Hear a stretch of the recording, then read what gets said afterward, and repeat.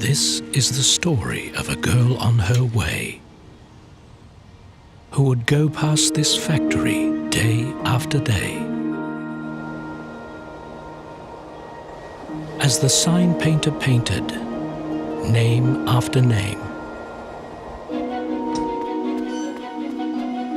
no two descriptions were ever the same.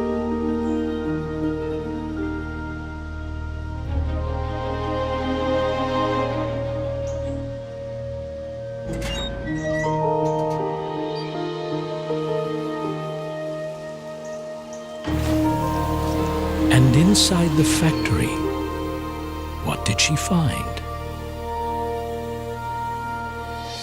A brilliant invention, one of a kind.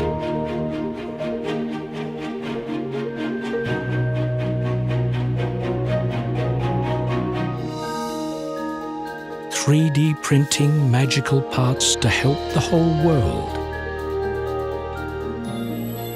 A magnificent find for one little girl. As she departed, her mind did sing the song of a factory that can make anything.